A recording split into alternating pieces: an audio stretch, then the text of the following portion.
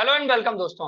आपके लिए नया सेगमेंट लेके आ गए हैं जिसमें आपके सवाल होंगे और हमारे जवाब। वजह दो हैं। एक तो कि हम जो बात करते हैं वो टू वे कम्युनिकेशन हो, आप भी उसको काउंटर कर सकें और अपने सवाल पूछ सकें। और दूसरा, शायद हमारा चैनल आपको ये प्लेटफॉर्म देता है कि आपकी आवाज भी बुलंद हो। क्रिकेट फैंस की आवाज जो है वो बुलंद होनी चाहिए, मुझे ऐसा लगता है। तो हमारे साथ दीपांशु भी हैं। दीपांशु आपके सवाल हमसे पूछेंगे और मैं आपके सवालों के जवाब इस वीडियो में देने वाला हूं। तो आप सब जो हमारे वीडियोस पर कमेंट करते हैं, जो वीडियोस हम पब्लिश करते हैं, तो आपके सवाल हम वहां से पिक करेंगे और आने वाले टाइम में सोशल मीडिया, ट्विटर, इंस्टाग्राम और वहां से भी आपके सवाल हम पिक करेंगे। तो दीपांशु, ओवर टू यू। क्या है आज के सवाल? पूछिए, आपका पहला सवाल क्या है और कौन से व्यूअर का है? तो पहला सवाल देवाशीष बनर्जी का है। उनका सवाल टेस्ट स्क्वाड को लेकर है कि विकेट कीपर की बात चल रही है इंडियन क्रिकेट में आजकल, केएस भरत या ईशान किशन, लेकिन उन्होंने कहा है कि why nobody is thinking about Sanju Samson, he is a good backup backfoot player, might get success in overseas condition. Test के लिए कह रहे हैं, संजू सैमसन के लिए। जी। तो संजू सैमसन अभी तक अगर आप देखें तो बहुत ज्यादा टेस्ट क्रिकेट के पॉइंट ऑफ व्यू से उनको कंसीडर नहीं किया, ये बात बिल्कुल सच है।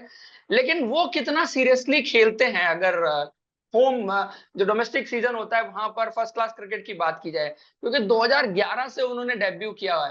लगभग कुछ 12 साल के आसपास का टाइम हो गया और बहुत मैचेस उन्होंने अब तक नहीं खेले। 50 ऑड मैचेस ही उनके खाते में। रिकॉर्ड जरूर अच्छा है, रिकॉर्ड में फिर भी कहूंगा कि जब आप कंपैरिजन करते हैं ईशान किशन के साथ, केएस भरत के साथ या किसी और विकेट कीपर बैट्समैन के साथ, उन टर्म्स में रिकॉर्ड अच्छा है। बिकॉज 39 के आसपास की एवरेज है, 10-100 उनके नाम है, 15-50 भी हैं।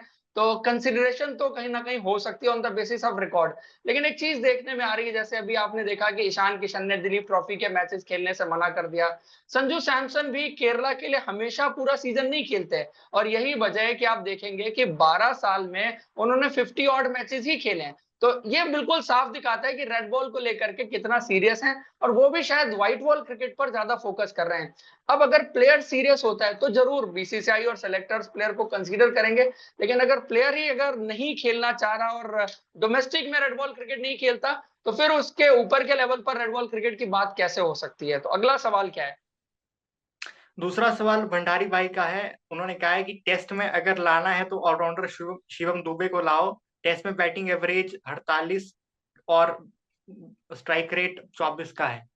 शिवम दुबे की एवरेज, बात कर रहे हैं, fast bowling allrounder. I think average उनका 24 का है। बैटिंग एवरेज जो है वो 48 का है और बॉलिंग एवरेज 24 का है। बात सही है, ये जी। नंबर्स मैंने भी अभी देखे, क्योंकि शिवम दुबे की बात नहीं होती उतनी ज्यादा फॉर रेड बॉल क्रिकेट। और बात क्यों नहीं होती, इसके पीछे दो वजह हैं।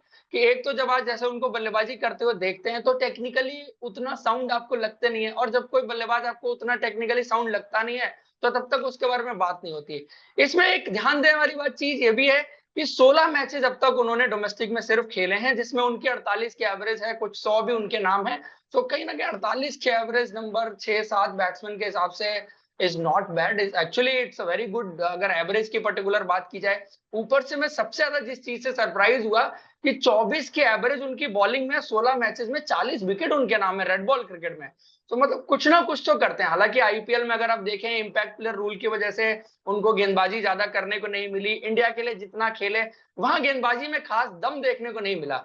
लेकिन ये नंबर्स जरूर हर किसी को सरप्राइज करेंगे। अब बात वही है कि वो भी डोमेस्टिक में कितना रेड बॉल क्रिकेट खेल रहे हैं, क्योंकि उनका भी डेब्यू 2017-18 का है। तो अगर तब से लेके अब तक उन्होंने सिर्फ 16 मैचेस खेले हैं, तो रेड बॉल क्रिकेट छोड़ करके इन खिलाड़ियों का जो फोकस है वो सबसे पहले चेंज होना चाहिए कि ये रेड बॉल क्रिकेट पर फोकस करें व्हाइट बॉल के कंपैरिजन में। तभी फिर इनका रेड बॉल में कंसीडरेशन होगा कि इनको कंसीडर किया जाए। जैसे बहुत बार होता है, मुंबई की टीम में जगह मिलना मुश्किल होता है, तो बहुत सारे खिलाड़ी जाकर के दूसरी दूसरी टीमों में खेलते हैं, तो वहां से भी जाके खेल सकते हैं। जैसे अर्जुन को जगह नहीं मिली तो वो गोवा चले गए। बहुत सारे मुंबई के खिलाड़ी, कोई उत्तराखंड जाके खेलता है, कोई कहीं जाके खेलता है। अगर मुंबई की टीम में उनको जगह नहीं मिल पा रही तो दूसरी जगह जाके उनको रेड बॉल क्रिकेट पहले खेलनी होगी, परफॉर्म करना होगा, अच्छा सीजन देना होगा। उसके बाद उनको शायद कंसीडर किया जा सकता है टेस्ट में एज ए ऑलराउंडर, अगर बात की जाए।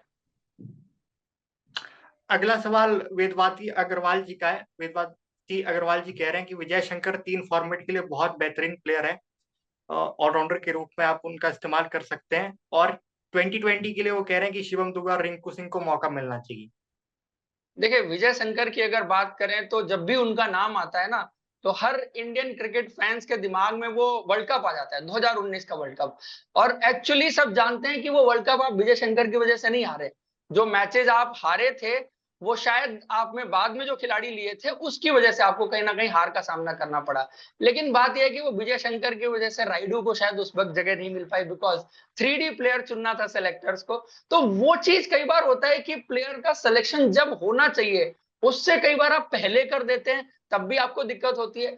जब बैट्समैन या बॉलर इन्फॉर्म होता है तब आप सेलेक्ट नहीं करते और लेट सिलेक्शन करते हैं, तब भी आपको खामियाजा उठाना पड़ता है कि प्लेयर की जब फॉर्म थी, बेस्ट ऑफ हिज क्रिकेट वो खेल रहा था, तब आपने सेलेक्ट नहीं किया, और जब शायद उसकी फॉर्म डिप करी तब आपने सेलेक्ट किया। तो मुझे लगता है कि विजय शंकर को इंडियन सिलेक्टर्स ने बहुत जल्दी सेलेक्ट कर लिया था, क्योंकि पिछले 2-3 साल में उन्होंने अपनी रेड बॉल क्रिकेट काफी इंप्रूव की, और खास करके इस बार का सीजन जो उनके लिए गया था, जहां पर 3 या 4 100 उन्होंने लगाए, ओवरऑल उनके जो रेड बॉल क्रिकेट के आंकड़े हैं वो बहुत बेहतर हो गए। अगर पहले के मुकाबले देखा जाए, 55 मैचेस हैं, 44 के आसपास की एवरेज है, so not bad in batting. अगर ओवरऑल बैटिंग की बात की जाए, 800 जिस खिलाड़ी के नाम अगर रेड बॉल क्रिकेट में हो, जिसमें से 4 पिछले मतलब इसी सीजन 22-23 के सीजन में आए हो, तो अपने आप में बड़ी बात है। 18-50 भी है उनके नाम। सो रेड बॉल क्रिकेट इंप्रूव हुई है। बाकी आप देख रहे हैं कि आईपीएल में भी परफॉर्मेंस इस सीजन काफी इंप्रेसिव उनसे देखने को मिली। सो ये रियलाइजेशन तो हो रही है कि विजय शंकर को सेलेक्ट कर लिया जाए दोबारा से। अब मेन आता है कि गेंदबाजी तो उतनी टेस्ट नहीं हुई, और गेंदबाजी में आपको इंप्रूवमेंट भी नहीं देखने को मिल रहा। तो जब किसी को एज ए ऑलराउंडर सेलेक्ट करने की बात होती है तो दोनों चीजें अगर बराबर से अच्छी हैं तब तो बात होती है। बाकी बहुत कुछ डिपेंड करेगा उनके लिए आगे और चीजें कैसे जाती हैं, लेकिन जब सिलेक्शन की बात आती है तो 2019 से याद आ जाता है, तो इसलिए शायद सेलेक्टर्स उनको कंसीडर नहीं कर पा रहे हैं। नीरज यादव जी का सवाल है कि सरफराज और जायसवाल को टेस्ट टीम में मौका मिलना चाहिए, तो वेस्टइंडीज टूर में देख रहे हैं आप इन दोनों खिलाड़ियों में से किसी एक को या दोनों को? देखिए, जो खबरें आ रही हैं उसके हिसाब से जायसवाल तो फॉर श्योर, और सरफराज खान का जिस तरह का पिछले 3 साल का रणजी ट्रॉफी का रहा है, जिस तरह की परफॉर्मेंस रही है, तो मुझे लगता है कि उनको भी जरूर कंसीडर जाना चाहिए। बिकॉज देखिए, अब आपको भी चाहिए कि जो सेम एज ग्रुप के खिलाड़ी हैं वो कहीं ना कहीं एक साथ ना चले जाएं, क्योंकि जो आपके साथ हुआ था जब आपका फैब 4 या 5 प्लेयर जो थे वो एक साथ चले गए, और आपको बीच में गैप कहीं ना कहीं जरूर क्रिएट होता है। तो अभी तक इंडियन टीम जो नए प्लेयर हैं उनको कहीं ना कहीं धीरे धीरे करके जरूर लेके आना चाहिए। सो जायसवाल तो उस कड़ी में आ रहे हैं, बट सरफराज मुझे जो खबरें आ रही हैं उस हिसाब से थोड़ा सा मुश्किल लग रहा है। किया तो जाना चाहिए, एटलीस्ट 15 में तो लाओ, 11 की जगह बाद में देखी जाएगी कैसे बनती है। एटलीस्ट 15 में तो लाओ। और पिछले में एक सवाल छूट गया था जो उन्होंने 2 पार्ट में एक्चुअली क्वेश्चन था, एक विजय शंकर को लेकर के सवाल था और दूसरा उन्होंने पूछा था 2 और यंग खिलाड़ियों को लेकर के, जिसमें उन्होंने रिंकू की बात की थी और दूसरा उन्होंने शिवम दुबे की T20 क्रिकेट में बात की थी। तो शिवम दुबे T20 क्रिकेट तो ऑलरेडी खेल चुके हैं, बट रिंकू सिंह सिर्फ इस आईपीएल की परफॉर्मेंस के दम पर ऊपर नहीं आ रहे हैं। ये इस आईपीएल में उन्होंने परफॉर्म कर दिया, ये जो कुछ पारियां खेल दी, उस खिलाड़ी का आप रेड बॉल क्रिकेट का एवरेज देखेंगे 60 की एवरेज है। उसके बाद आप व्हाइट बॉल क्रिकेट में, वनडे क्रिकेट में देखेंगे, सो वहां भी उनकी अच्छी खासी एवरेज है, 50 के आसपास की एवरेज वहां पर भी है।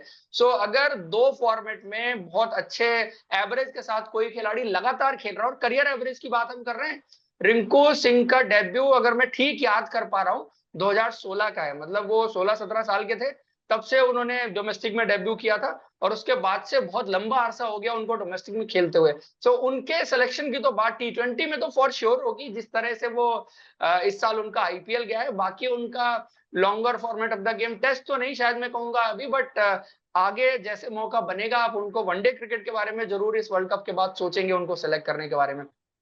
अगला सवाल दीपांशु। अगला सवाल विराज दोषी जी का है। उनका सवाल है कि wish Umran Malik improves till the time India has another 150 plus bowlers like Wasim Bashir और Avinash Singh from Jammu. What about Mohsin Khan? Mohsin के बारे में पूछ रहे हैं टेस्ट स्क्वाड के लिए, टेस्ट टीम में देख देखिए, रहे हैं मोहसिन खान का सिलेक्शन उनके ऊपर डिपेंड करता है। गेंदबाजी आप सबने आईपीएल में देखी, अच्छी की है। अब वही बात जो बाकी ऊपर के खिलाड़ियों के लिए मैंने कही थी, अब इनका फर्स्ट क्लास क्रिकेट का अगर आप देखोगे तो सिर्फ एक मैच खेले हैं।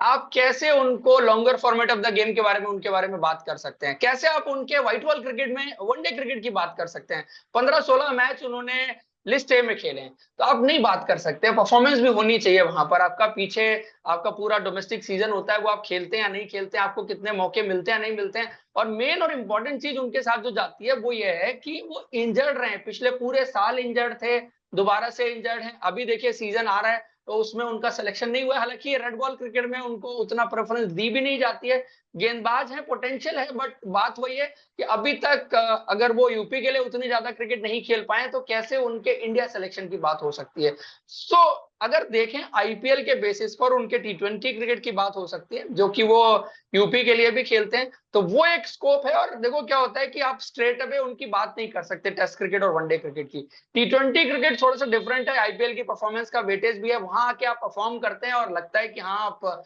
Longer format of the game में धीरे धीरे जा सकते हैं। जैसे फॉर एग्जाम्पल जसप्रीत बुमराह आए थे, तो उनको देख करके इनिशियली किसी ने सोचा नहीं था कि टेस्ट क्रिकेट में आपके one of the best bowler बन सकते हैं, लेकिन जैसे वो टी20 क्रिकेट खेला फिर लगा कि इनको वनडे भी खिलाया जा सकता है, वनडे भी खिलाया गया, वनडे में उन्होंने इंप्रूव किया, फिर आपने देखा टेस्ट क्रिकेट में जिस तरह से डेब्यू हुआ। और आई थिंक जो रिकॉर्ड उनके हैं, कम मैचेस जरूर खेले लेकिन उनके रिकॉर्ड जो है टेस्ट क्रिकेट में वो आउटस्टैंडिंग है। रही बात उमरान मलिक की और बाकी जो गेंदबाजों का नाम मेंशन किया, ये सारे बहुत युवा हैं। पहले इन सबके लिए जरूरी चीज क्या है, चाहे वो शिवम दुबे हो, चाहे विजय शंकर हो, चाहे ये उमरान मलिक हो, ये इंडिया ए के टूर्स जब स्टार्ट होंगे इन सबको वहां पर डालो और देखो कि वहां इनकी परफॉर्मेंस कैसी हो रही है और उसके बेसिस पर इनको जज करो। ऐसे नहीं कि आईपीएल में इन्होंने कुछ मैचेस में परफॉर्म कर दिया और उसके बेसिस पर आप जज करने लग गए कि ये खिलाड़ी आपके लिए इंडिया खेल सकते हैं, रेड बॉल क्रिकेट खेल सकते हैं। सो धीरे धीरे इन अ प्रोसेस शायद हमें आगे बढ़ना पड़ेगा, तभी हम बात कर पाएंगे ओवरऑल।